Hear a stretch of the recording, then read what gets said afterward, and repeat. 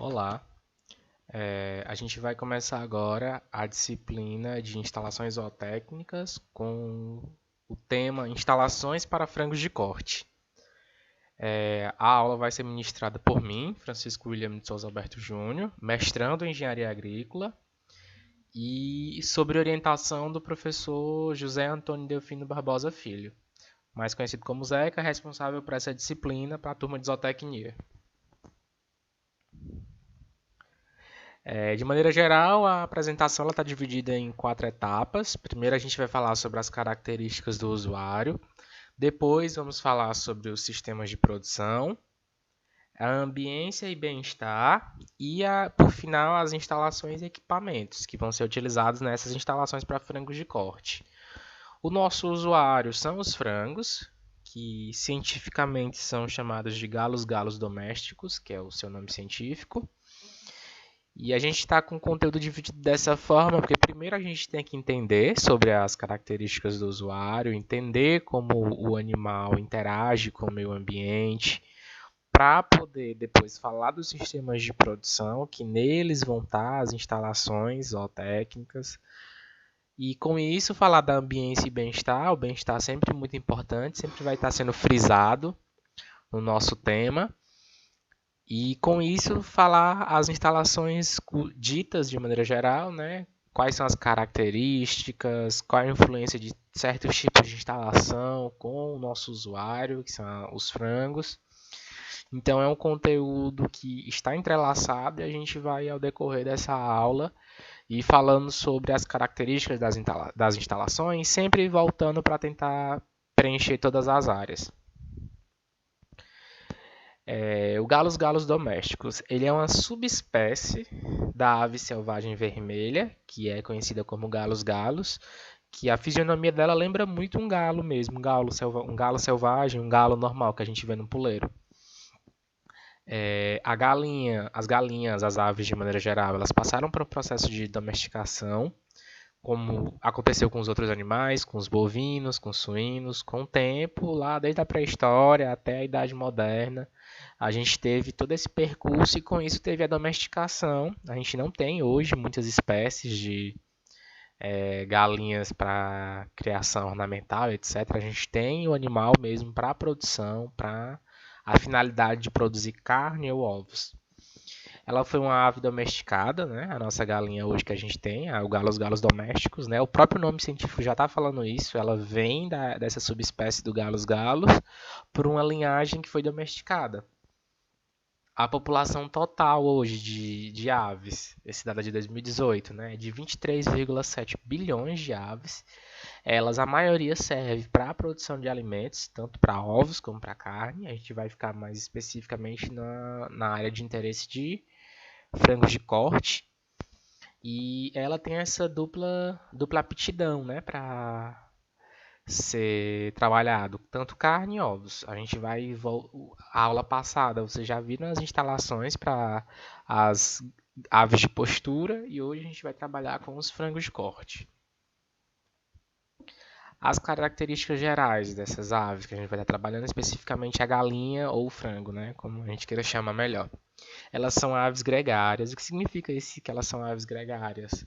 Elas são animais que procuram estar em grupos. E interessante do comportamento das aves, especificamente a galinha, é que ela estabelece uma hierarquia social. Na hora de ela interagir, ela agir, ela demonstrar o seu comportamento de característica de maneira normal, ela sempre procura estar em grupos. Ela é um ser gregário. Elas são onívoras, elas se alimentam tanto de vegetais como animais, insetos e outros. Dependendo da situação, quando a gente tem uma galinha que ela está selvagem, ela come desde cobras, pequenos insetos, lagartos, até vegetais e outros constituintes que ela encontrar. Já nas características de produção, a gente vai ter os animais tanto em confinamento como em pastejo. A gente vai ter toda uma dieta à base de ração para se obter a engorda, para o abate ou para conseguir as melhores características para a postura. A grande maioria das aves é criada em granjas industriais, como a gente falou, aquele dado passado da quantidade de aves, né, em 2018. 23 bilhões para cima, esse valor provavelmente pode estar superestimado, subestimado. Então a gente tem que a maioria dessas aves é criada em granjas industriais, é exatamente isso que a gente vai falar. As estruturas das granjas industriais, como tem que ser toda a questão do projeto até os materiais utilizados, equipamentos, como é a melhor forma de manejo. As galinhas criadas para carne são chamadas de frangos de corte. Ela recebe essa nomenclatura e é uma alternativa à criação intensiva de aves e à criação em liberdade. Além da criação intensiva, que a gente tem uma grande densidade de animais por metro quadrado, a gente tem essa possibilidade de fazer a criação em liberdade, que a gente vai ter duas metodologias, que é o free range ou a galinha orgânica, caipira, de acordo com a localidade, a gente pode estar colocando essas nomenclaturas. Geralmente elas levam menos de 6 semanas, que fica em torno de 42 dias para atingir o tamanho do abate. Interessante que se a gente pegar o histórico dos animais, da galinha, ela já levou 120 dias para chegar no peso ideal para abate. Aí depois foram havendo melhoramentos genéticos para chegar hoje num período curto e que ela consegue uma otimização da carne em 42 dias. Como eu falei anteriormente, a gente tem essas duas modalidades para estar criando as aves para os frangos de corte. O free range, que é uma denominação para área livre, que o animal é criado em uma área livre, à base de pastejo, no caso, né, a pasto. Ou frangos orgânicos, que vem toda essa questão de uma pegada, com uma questão socioambiental envolvida no meio, sempre, obviamente, também atrelado a essas duas modalidades, a questão do bem-estar do animal, ser bem tratado, o animal não estar sofrendo, o animal tem um período maior de vida, porque geralmente ele é abatido com cerca de 14 semanas, o dobro do frango de corte de uma granja de sistema intensivo. Então a gente já tem um prolongamento para 98 dias de idade. E isso para o bem-estar do animal é considerado como favorável. Falando um pouco de sistemas de produção. A produção animal pode ser realizada em diferentes sistemas. Eu posso ter sistemas de produção intensivo, posso ter sistemas de produção extensivo, com mais confinamento, com mais liberdade para o animal, um pasto limitado com um tamanho X, um pasto limitado com tamanho Y, um sistema misto que tenha que eu possa estar usando um ou dois sistemas ao mesmo tempo. Os sistemas de produção animal são impactados por vários fatores, dentre eles econômicos, obviamente, o aporte financeiro, as características econômicas daquele produtor, ela vai influenciar no poder aquisitivo dele para estar sendo investido na granja, na unidade de produção. Obviamente, se ele tiver um poder econômico maior, ele vai comprar 2.000 unidades de frango para produzir. Se ele tiver um poder econômico menor, ele vai estar produzindo apenas 100 unidades de frango. Os ambientais, obviamente a gente vai ter, aqui o Brasil é um exemplo, a gente tem a região sul, sudeste com um clima mais frio, um clima mais ameno, mais propício a um bem-estar, menos estresse térmico. E a gente tem regiões aqui com muita chuva, como no norte, que a gente vai ter que se preocupar com essas intempéries para estar protegendo os animais. E o nosso nordeste com essa região que é mais quente, que ela é mais seca, as questões de umidade, tudo isso, os fatores ambientais também vão limitar o sistema de produção a ser utilizado. As questões mercadológicas, vai ter saída para o meu produto em tal região, ele é perto de uma unidade de processamento, eu vou ter que gastar muito para fazer o transporte dos meus animais. Fatores culturais, certas regiões são conhecidas, têm valores, têm toda uma ancestralidade de criação daquele certo tipo de animal, um costume.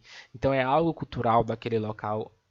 Paralelo a isso, historicamente também os locais têm as suas características socioeconômicas e também as questões socioculturais. Então vai estar tudo isso atrelado também em fatores políticos. Obviamente tem locais, tem zonas que têm um investimento maior para a produção de certo tipo de animal e etc. A gente tem a teoria geral de sistemas, que ela é interessante para a gente entender o que é um sistema de produção, é interessante a gente compartimentar. E no topo da gente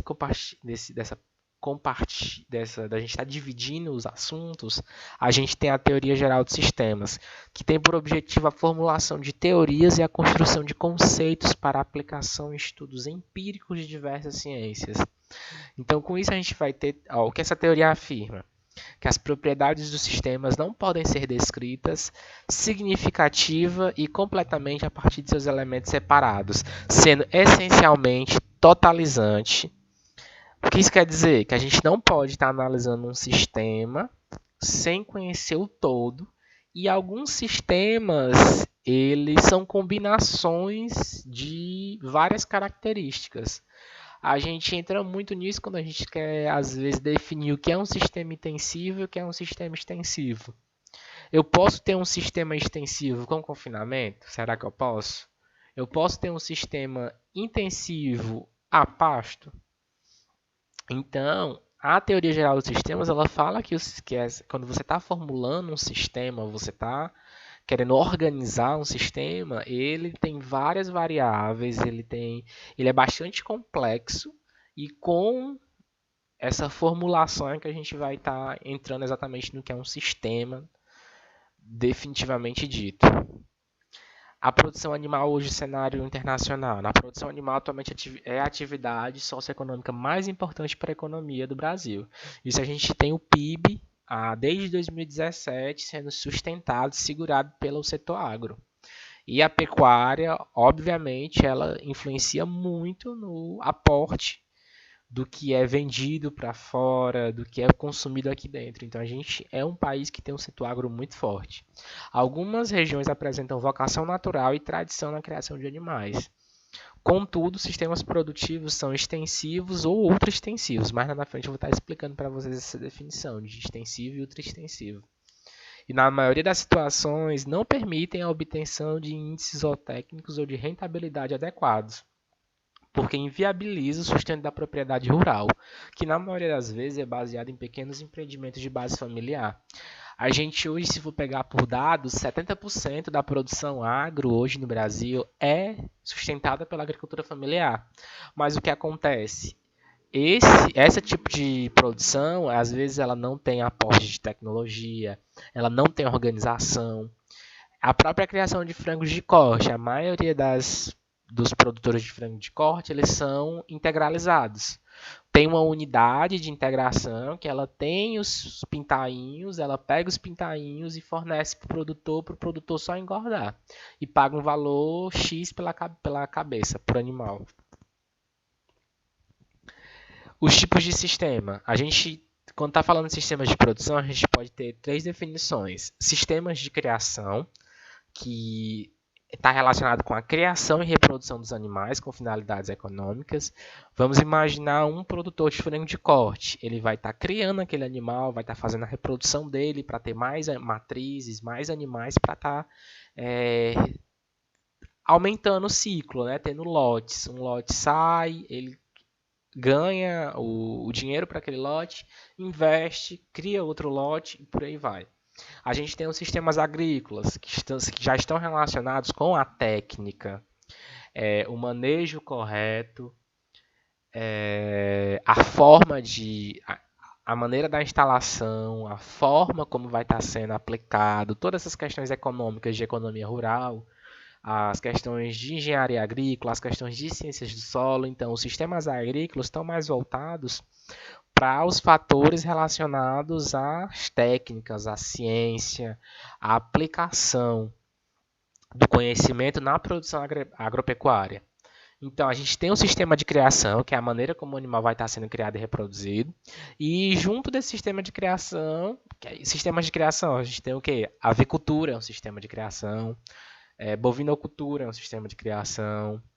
Agora, um sistema agrícola, a gente pode ter um sistema que interage a lavoura com a pecuária. Um sistema que eu posso estar utilizando um tipo de vegetação para estar sendo confeccionado ração para os meus animais. Então, dentro dos sistemas agrícolas, a gente tem essas modalidades e, junto com isso, eu posso estar utilizando o sistema de produção, literalmente, significa integrar esses vários componentes, dando origem a um modelo ou um sistema de produção. Quando, às vezes, eu junto o sistema de criação com o sistema agrícola, eu tenho um sistema de produção. Que aí eu posso ter um sistema de produção para frangos de corte. Então, como eu tinha falado anteriormente, na teoria geral dos sistemas, existem várias variáveis e quando a gente trabalha com esses componentes, que muitas vezes são complexos, a gente forma um sistema. Falando um pouquinho aqui do que é extensivo e intensivo, né? O sistema extensivo é aquele que os animais são criados soltos, na maioria das vezes, exclusivamente a pastos. Já é um sistema característico de grandes propriedades. Grandes propriedades que eu falo aqui, eu falo de área. Ele tem muitos hectares para deixar os animais soltos. Por isso não é grande propriedade no sentido de poder aquisitivo, mas às vezes mesmo só de espaço geográfico. O animal sofre mais com variações de clima, quantidade e qualidade de alimento, já que quando eu tenho uma propriedade muito grande e esse sistema ele é extensivo, o animal fica no pasto solto, então eu tenho que procurar colocar os comedouros ali, então não tem assim uma uniformidade diferente do sistema intensivo. Então isso acaba se tornando uma desvantagem. E ele é mais para a produção de carne quando a gente tem animais maiores, que não é o caso dos frangos. Agora o sistema intensivo, ele é característico de pequenas e médias propriedades, a gente não precisa ter milhões e milhões de hectares. A gente tem na nossa metragem ali do nosso espaço de produção, com as características adequadas, a gente já consegue estar fazendo ali nossa unidade produtora. Ele requer maior investimento em mão de obra especializada, isso é um fato, porque a gente tem um controle maior, a gente tem uma organização, e a organização ela acaba gerando um pouco de custo. O animal recebe alimentação em comedouros, então é algo mais organizado, também às vezes facilita, o animal tem uma uniformidade maior de engorda. E agora é uma desvantagem porque acaba ocasionando um grande número de animais por metro quadrado, e isso acaba gerando um desconforto, acaba implicando na questão do bem-estar animal. E os animais são criados, a maioria das vezes, em confinamento. Aí, como eu falei anteriormente, quando a gente está falando de sistemas, a gente não pode definir como regra que no sistema extensivo o animal não pode estar em confinamento, ou no intensivo o animal também não pode ir a pasto, entendeu? Seguindo essas características é que a gente vai definir o tipo de sistema de produção. Outras terminologias que a gente também tem é o sistema misto de múltiplo propósito, que eu tenho mais de um sistema acontecendo ao mesmo tempo. Eu tenho, como eu falei anteriormente, lavoura-pecuária, eu tenho um sistema agro-silvio-pastoril, então eu vou tendo modelos diferentes de sistemas de produção que estão interagindo. E ao mesmo tempo eu também posso ter um semi-intensivo ou um semi-extensivo, que o animal às vezes pode ficar confinado durante um período e solto em outro período. Então tem essa mesclagem. E isso influencia muito na ambiência e no bem-estar animal. Porque o bem-estar animal é um conceito muito amplo. Ele está relacionado com a qualidade de vida do animal e sua capacidade de se manter saudável no sistema em que vive. E a ambiência é um dos fatores que o compõem. O bem-estar animal ele é muito importante porque um dos fatores que compõe o bem-estar animal é a ambiência.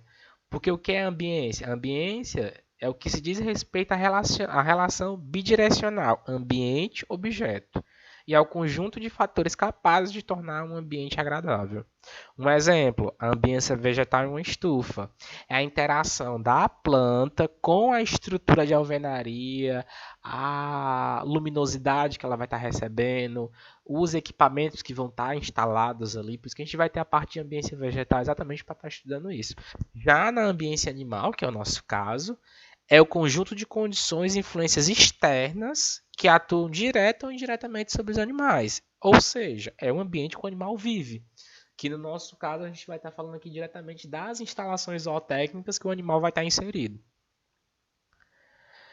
Aqui de maneira bem geral a gente tem uma figura falando do efeito do ambiente sobre o bem-estar animal, pegando o nosso usuário, que é o frango de corte.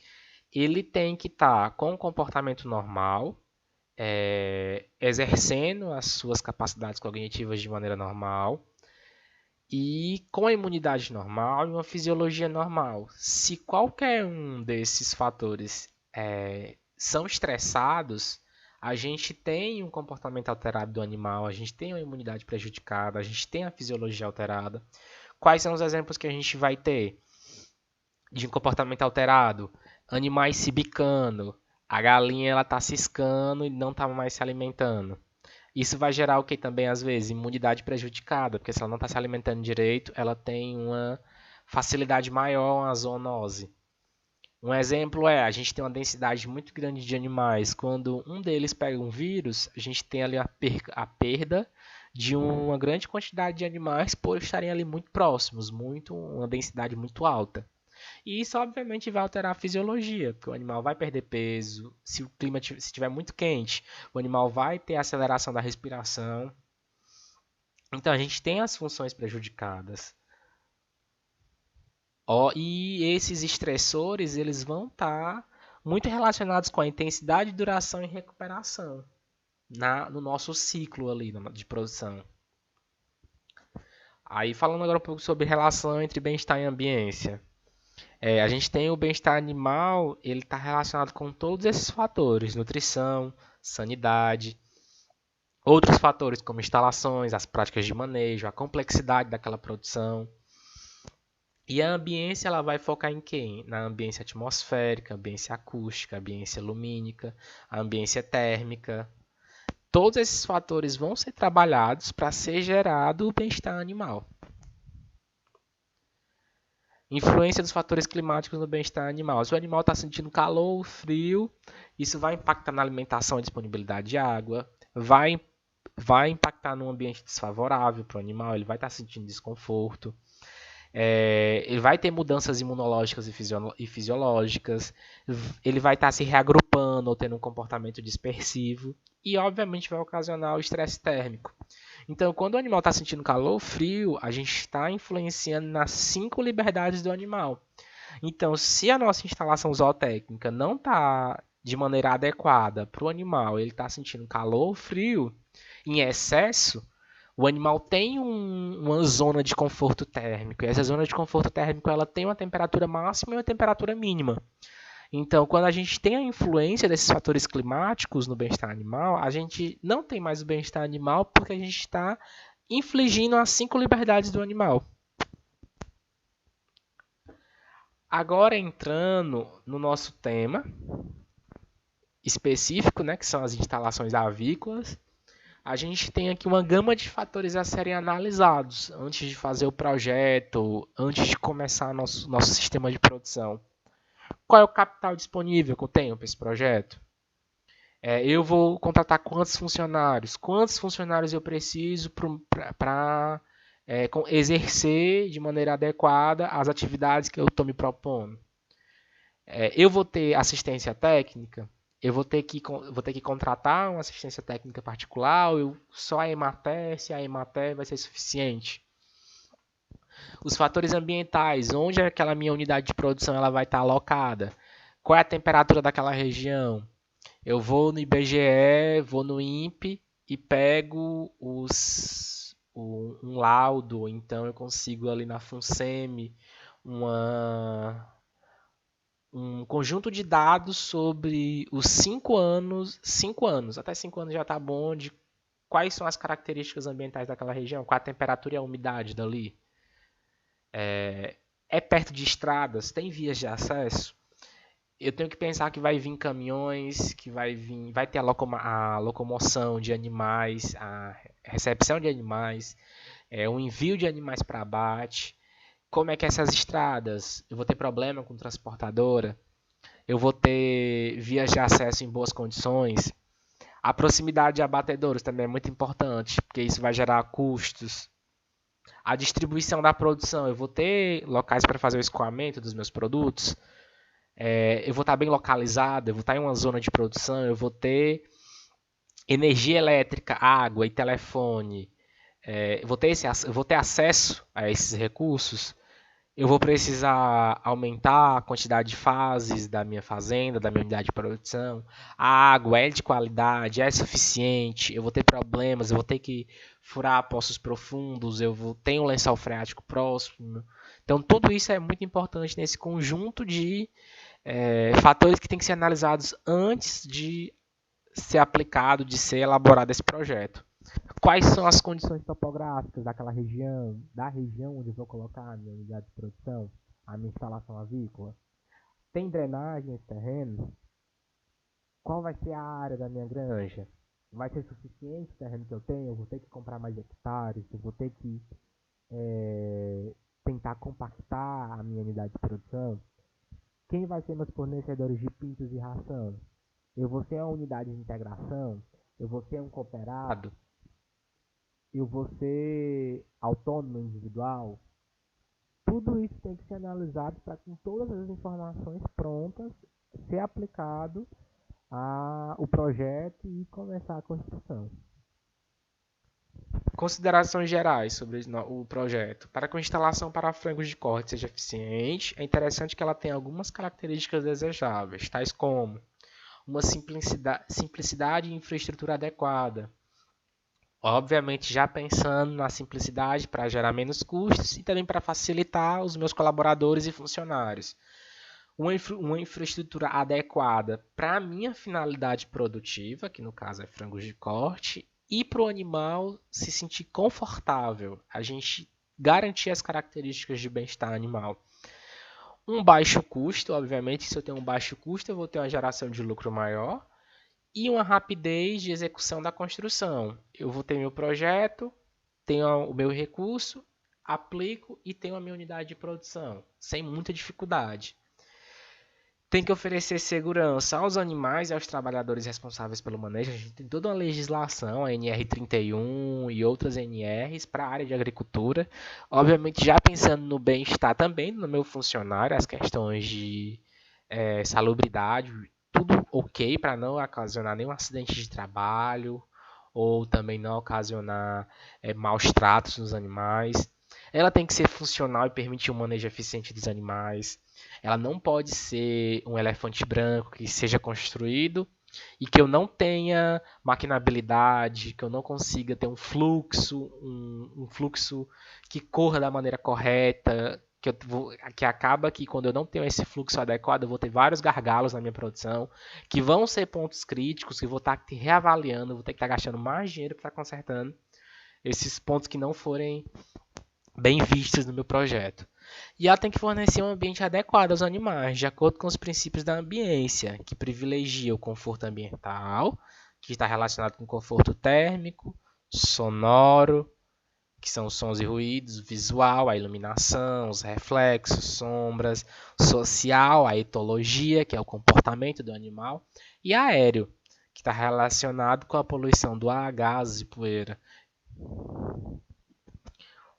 Primeiro tópico que a gente tem aqui na nossa instalação avícola é a localização da edificação. Eu tenho que escolher um local adequado para a implantação do aviário, que vise otimizar os processos construtivos de conforto térmico e sanitário.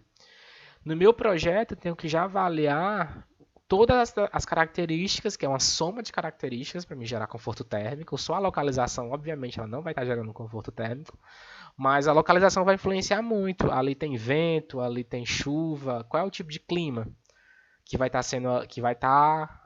estar sendo inserido na minha instalação zootécnica?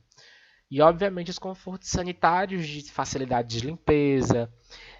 Eu tenho espaço para estar fazendo as fossas de putrefação, que eu tenha uma ilha de reutilização de água, para estar fazendo todo o tratamento dos resíduos. O local deve ser escolhido de tal modo que eu aproveite as vantagens da circulação natural de ar, porque eu vou estar investindo menos em ventilação artificial. E que também evite a obstrução do ar por outras construções, ou barreiras naturais ou artificiais. No caso, a gente tem isso como um princípio que também para vetores, né? É interessante que esteja bem localizado, que não esteja cercado por uma vegetação que acabe gerando parasitas para minhas aves. E eu devo escolher um local com declividade suave, sempre voltado para o norte, porque é desejável, porque ele vai ter uma boa ventilação. Também é recomendado, dentro do possível, que sejam situados em locais de topografia plana ou levemente ondulada, onde não seja necessário serviços de terraplanagem excessiva e construções de muros de contenção. Por quê? Essa questão da topografia plana e levemente ondulada, para não se formar água. Eu não ter que precisar fazer várias drenagens daquela região onde vai estar inserida a minha instalação avícola. Outro fator interessante é que existe um afastamento entre os aviários, que deve ser suficiente para que um não atue como barreira à ventilação natural dos outros, exatamente para que um não acabe sendo uma barreira de vento. Então, exatamente aqui no Nordeste, a gente tem uma região mais quente, é interessante que o afastamento seja 10 vezes a altura da construção, entre os dois primeiros aviados, e depois disso, o segundo aviário em diante deverá ser de 20 a 25 vezes essa altura. Um exemplo, o meu galpão 1, que vocês estão vendo aí, ele está num local X, 10 metros daquele local, eu vou ter meu galpão 2. Sendo que é 10 vezes a altura da construção, né, entre os dois aviários. Se o meu aviário tem a altura de 3 metros, eu vou ter, para o galpão 2, 30 metros de distância. E sucessivamente. Aí, se eu tive 30 nesse primeiro galpão, eu vou ter 25 vezes para o galpão 3. O sol é muito importante, porque a gente tem que se atentar ao quê? A orientação da nossa instalação avícola, ela tem que ser analisada de acordo com o nascimento, o nascimento e o poente do sol. Por quê? O sol ele não é imprescindível à avicultura, as nossas galinhas não precisam, nossos frangos de corte não precisam estar ali sendo incedidos por sol. E o melhor é evitá-lo dentro dos aviários. Assim, devem ser construídos os aviários com o eixo longitudinal orientado no sentido leste a oeste. Então, o que isso quer dizer? Que ele tem que estar em comprimento do leste a oeste, que é exatamente da onde o Sol nasce, a nascente, até onde o Sol se põe, o poente. Então, isso é uma questão que a gente tem que estar sempre analisando no nosso projeto na planta, na cartografia, no georreferenciamento da nossa unidade de produção, está realizando essa orientação leste-oeste, no sentido longitudinal do nosso galpão. A arborização próxima aos galpões. É interessante que as árvores estejam nas faces norte e oeste, porque assim a gente vai ter não vai estar empatando a ventilação. As dimensões do aviário. O pé direito ele deve ser projetado de acordo com a largura adotada para o galpão. Quanto maior a largura, maior deverá ser a altura do pé direito, para que a ventilação natural dentro do galpão não seja comprometida. O ideal de comprimento, a gente tem modelos aqui, né, de largura e a sua altura. Por exemplo, esse primeiro exemplo aqui, um galpão de 8 metros de largura, o ideal é que ele tenha 2,80 metros de pé direito. E o recomendado, independente dessas larguras e alturas, é um comprimento de 100 a 125 metros, que não ultrapasse 200 metros. E aqui a gente tem, né, uma relação entre a largura e o pé direito do galpão. 8 metros, 2,80. 2 a 9 metros de largura, 3,15 metros. 9 a 10 metros de largura, 3,5 metros de altura. 9 a 10 metros, 3,5 metros. 10 a 12 metros, 4,20 metros. 12 a 14 metros, a gente tem 4,90 de altura. Então, o pé direito vai sempre variando de acordo com a largura que a gente escolheu na hora de fazer o dimensionamento do aviário. Os telhados. O telhado é um elemento construtivo muito importante numa instalação zootécnica, porque é ele que vai proteger os animais das intempéries, chuva, sol, granizo, ventania, furacão. O que tiver de intempérie é o telhado que vai estar servindo como proteção. E que vai receber a carga direta da radiação solar incidente sobre a instalação. E essa radiação solar incidente vai gerar calor dentro da minha instalação zootécnica. Então, o material ideal para cobertura deve ter alta refletividade solar e alta emissividade térmica na superfície superior. O que significa isso? Ele refletir a luz solar e ele dissipar essa energia térmica na superfície, sem absorver. E uma baixa refletividade solar e emissividade térmica na superfície inferior. A parte mais externa ela tem que refletir e dissipar energia, e a interna ela não precisa fazer essa refletividade e nem emissividade térmica. Para regiões quentes, que é o nosso caso, o ideal é utilizar telhas com isolamento térmico, como poliuretano, ou telhas cerâmicas ou telhas de fibrocimento pintados com tinta acrílica branca, porque a tinta acrílica branca ela tem a capacidade de fazer a refletibilidade da energia que ela recebe, que é incidida em cima dela.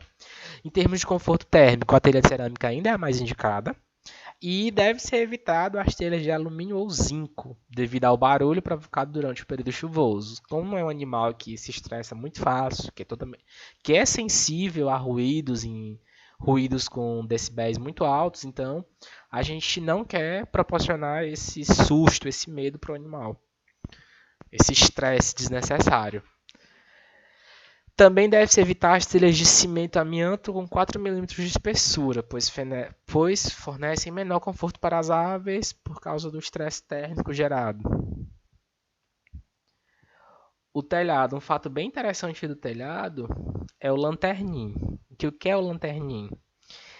A inclinação do telhado afeta o condicionamento térmico ambiental do interior do aviário.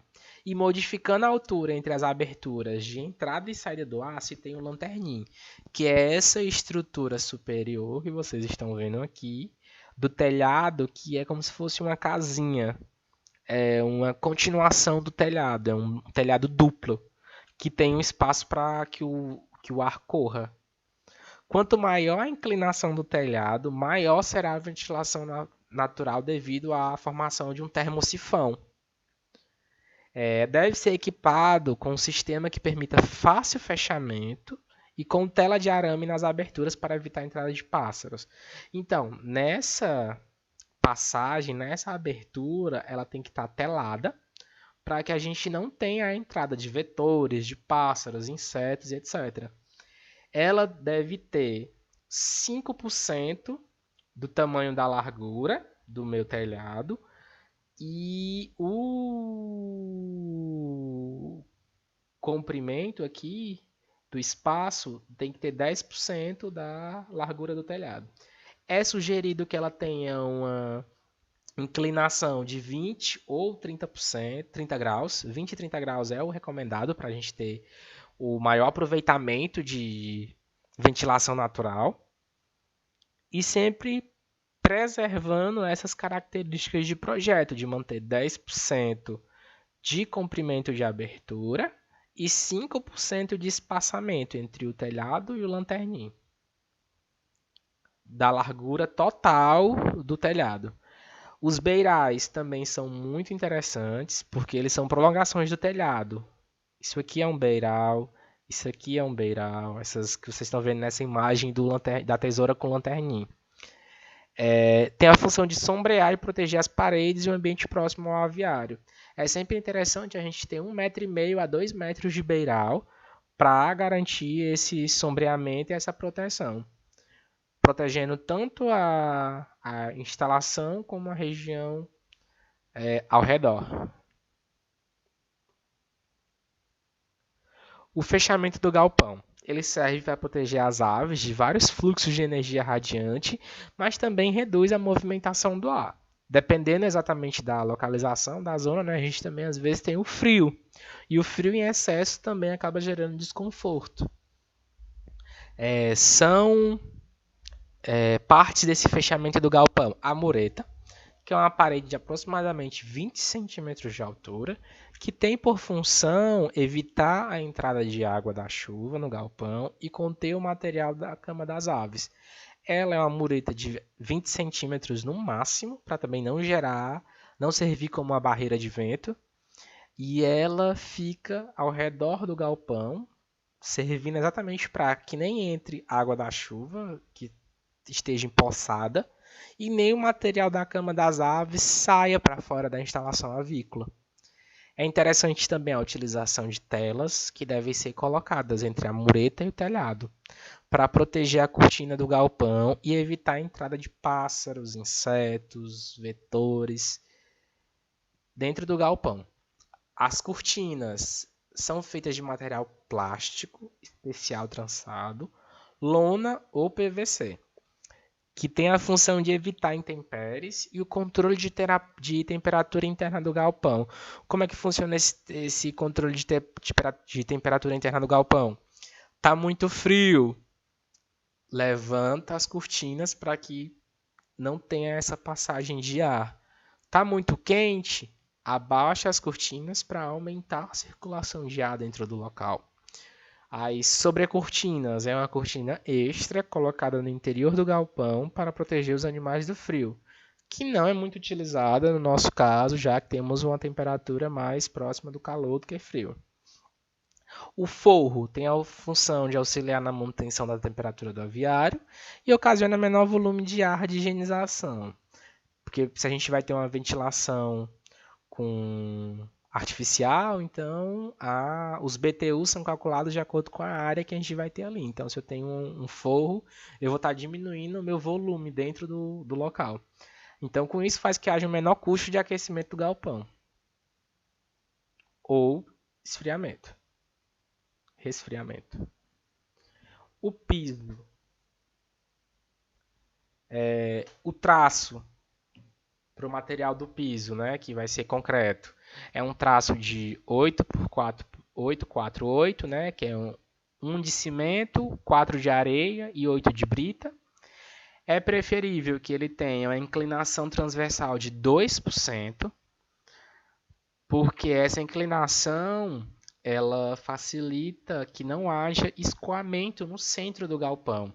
O que é essa inclinação transversal? É formando um ângulo de pirâmide, não formando um ângulo para baixo, de ponta, fazendo um V. Em vez de um V, a gente tem uma pirâmide. Só 2% é um ângulo bem simples, não é um ângulo muito exacerbado.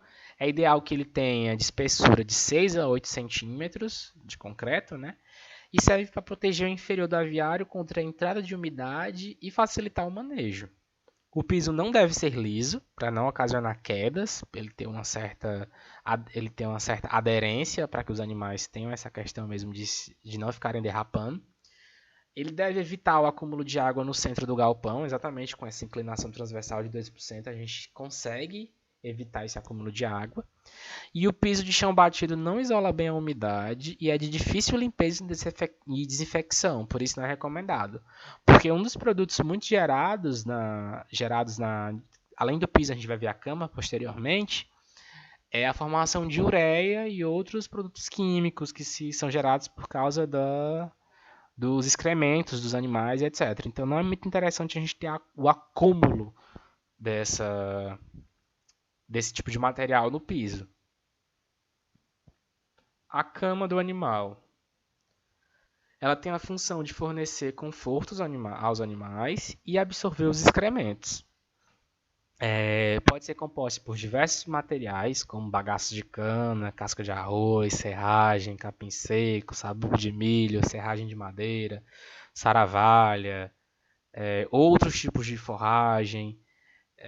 E ela nasceu porque a gente tinha um problema com os animais ficarem com o peitoral diretamente no piso e os animais começaram a gerar um certo problema, porque também tinha a questão de os excrementos, formação de compostos químicos. Então, mesmo só o piso não era suficiente, então a gente teve o desenvolvimento da criação dessas camas para fornecer um maior conforto e também fazer essa absorção dos excrementos. O material a ser utilizado deve ser escolhido de acordo com a durabilidade, disponibilidade e o custo, sendo esse muito importante devido à grande quantidade de material necessário. É necessário 500 a 600 quilos para 1.000 aves. Então a gente tem uma quantidade muito grande de cama e essa cama ela sempre tem que ser trocada de lote para lote. Então a gente sempre tem que fazer essa troca das camas e é uma quantidade bem alta e ela deve ter uma altura de 5 a 10 centímetros para garantir essa questão de conforto e absorção dos excrementos. A entrada do galpão. Os galpões devem ter uma entrada com as portas de acesso em L.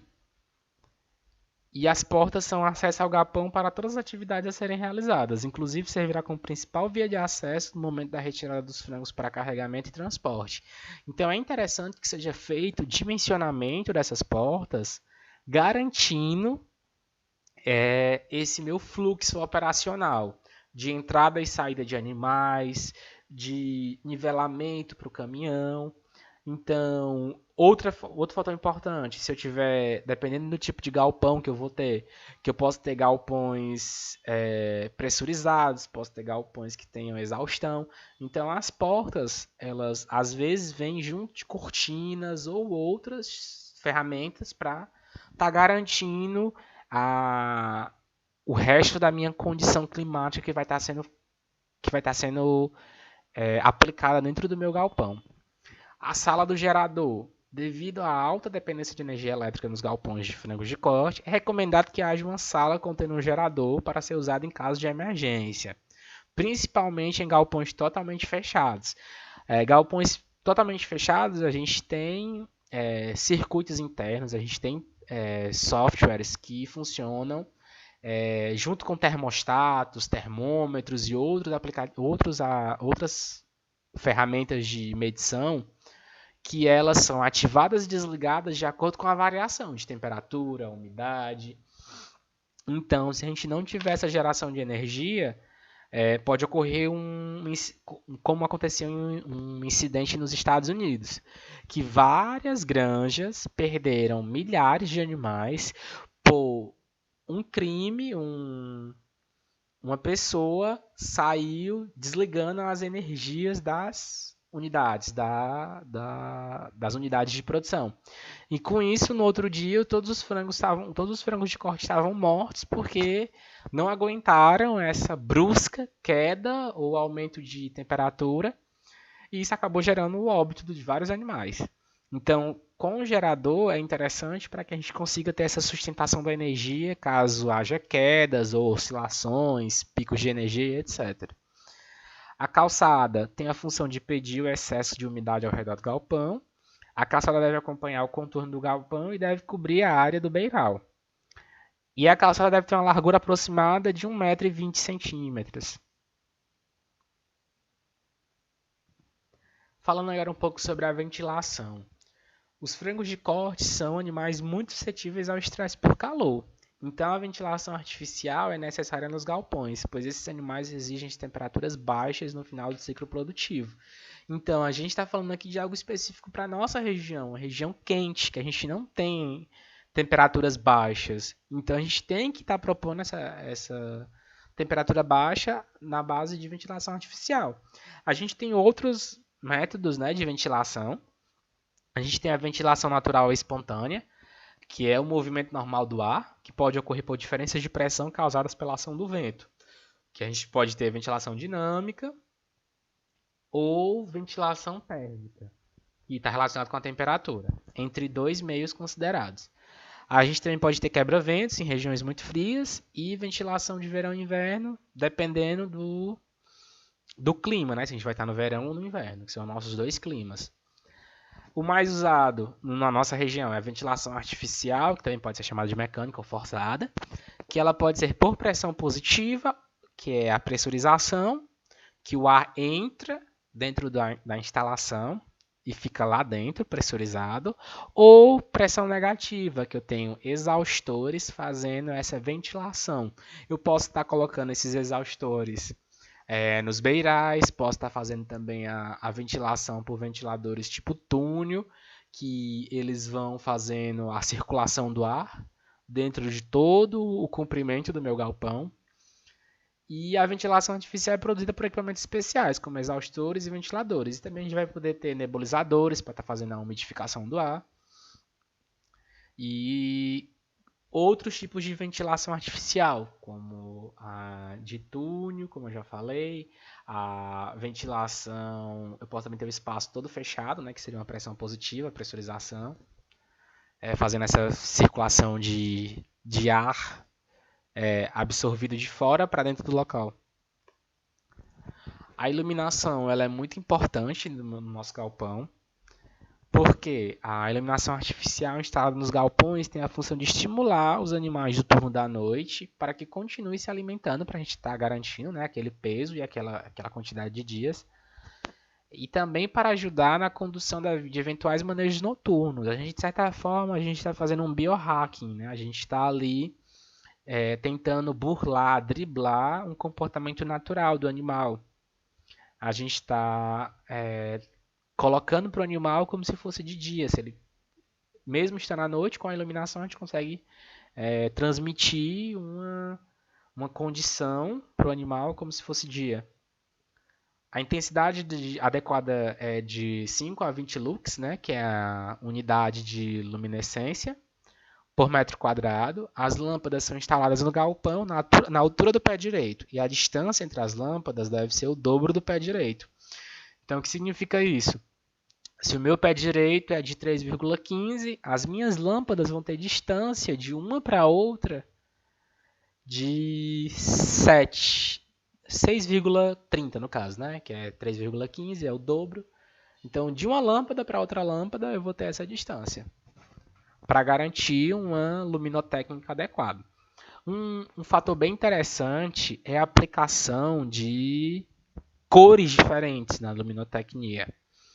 Como seria essa aplicação? Alguns estudos comprovam que certos padrões de cores eles acabam induzindo no ciclo inicial dos pintainhos e também na fase final de criação certos tipos de comportamento. Quando a gente aplica um espectro de cor no comprimento de onda azul, os animais têm uma tendência a ficarem mais calmos, a terem hábitos mais letárgicos. Quando a gente está no comprimento de onda vermelho, o animal já tem um comportamento de aceleração, de ficar, de ter maior movimentação. Aí, comprimentos de onda verde, amarelo e branco, foi mostrado que, dependendo dos dias, os animais preferem esses tipos de comprimento de onda e eles têm uma maior absorção de nutrientes, eles têm mais vontade de fazer a alimentação, de procurarem a ração.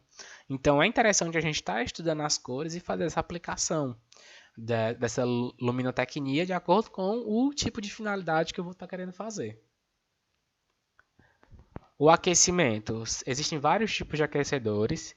Eles foram desenvolvidos buscando a melhor forma de proporcionar calor e proporcionar conforto térmico para as aves com menor consumo de energia, né? Obviamente, as aves com menor consumo de energia. Esses equipamentos estão cada vez mais aperfeiçoados, funcionais e eficientes. A gente tem aquecedores que são as campânulas, que são os mais utilizados para a fase inicial dos pintainhos. Eles têm essa necessidade de esse aquecimento. E a gente tem aquecedores a lenha, que são as campânulas ou então a fornalha. Tem aquecedores elétricos, que a gente pode ter campânulas elétricas, a gente pode ter lâmpadas infravermelhas, a gente pode ter resistência embutida no piso. Aquecedores a gás, com campânulas a gás, campânulas de placa cerâmica, campânulas infravermelhas, geradores de ar quente. E a gente também tem aquecimento de algumas maneiras alternativas, como o aproveitamento de resíduos, com fornalhas, biogás, canalização de água quente no piso e o aquecimento solar. O conforto térmico nas 2 primeiras semanas de vida de frango de corte é muito importante, porque há necessidade do aquecimento dos animais nessa fase. Por isso, os galpões têm que ser aquecidos artificialmente durante essas 2 primeiras semanas de vida de frangos de corte. Aqui a gente tem uma ilustração mostrando como o comportamento do animal pode estar demonstrando se existe ou não conforto térmico. A gente tem os círculos de proteção, que é os círculos onde vão estar a campândula no centro e os pintainhos ao redor.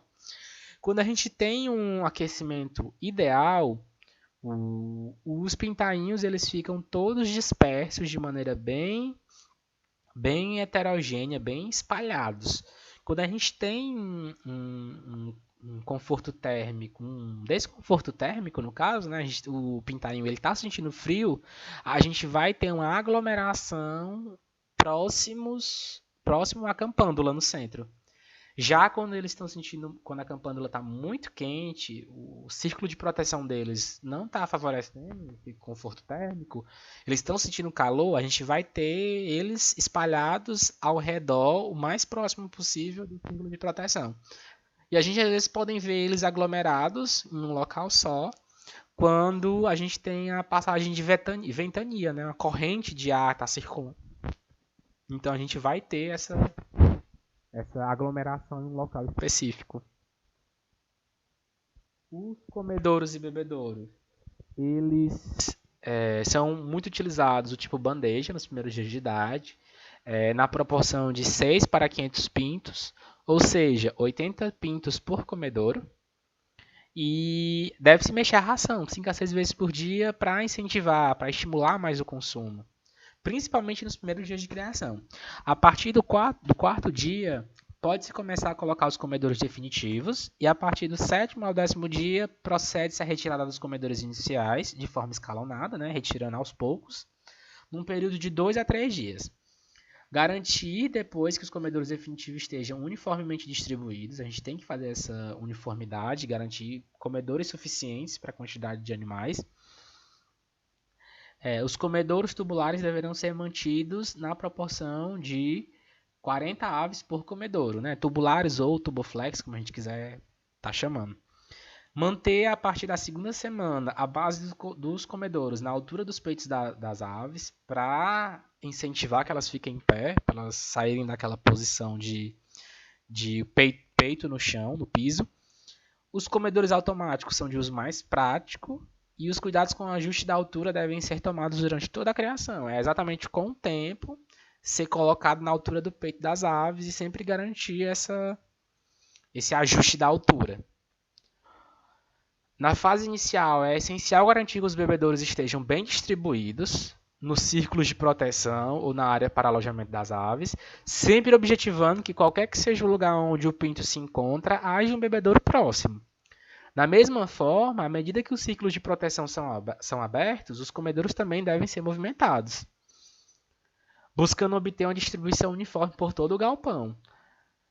No caso de se usar bebedouros tipo Nipple, deve-se atentar para a regulagem do nível da água à altura dos bebedouros, como a gente também tem para os comedouros. O bebedouro tem que estar numa altura ideal para os frangos. E para finalizar a nossa aula, a gente encerra com o manejo sanitário, que ele é muito importante. Ele está muito relacionado com a limpeza e desinfecção das instalações e equipamentos. Sempre após a retirada do lote, né, que acontece em 42 a 45 dias, dependendo do meu ciclo produtivo de aves, a gente tem que tirar os restos da ração, remover todos os equipamentos e fazer a higienização e limpeza deles, e retirar a cama. Depois que retirar essa cama, a gente vai fazer a varredura e raspar os tetos, telas, paredes, silos e pisos. É muito comum aqui na nossa região do Nordeste a gente fazer a vassoura de fogo, que é o chamuscamento de toda essa região que compreende tetos, as telas, os pisos, com fogo, para haver essa retirada, essa desinfecção de maneira que garanta os padrões de qualidade e de manejo sanitário adequado. A gente tem que lavar os tetos, paredes, equipamentos fixos e os móveis também, e o piso. desinfeccionar de maneira geral toda a instalação e fazer a calagem, né? Que é o processo de aplicar o cal hidratado com água na instalação, para garantir que a gente não vai ter nenhuma contaminação. Aí depois que as instalações são fechadas, elas têm que ficar sem uso por aproximadamente 10 dias, que pode variar de 10 a 15 dias, que pode ser chamado de período de descanso ou vazio sanitário. Depois de seguir todas essas recomendações, todas essas definições que a gente deu para a gente conseguir obter nossa instalação zootécnica de maneira adequada, de maneira que preserve o bem-estar do animal, que a gente tenha todos esses padrões conformes, a gente finaliza esse ciclo de produção e é isso. Agradeço a atenção de todos e obrigado.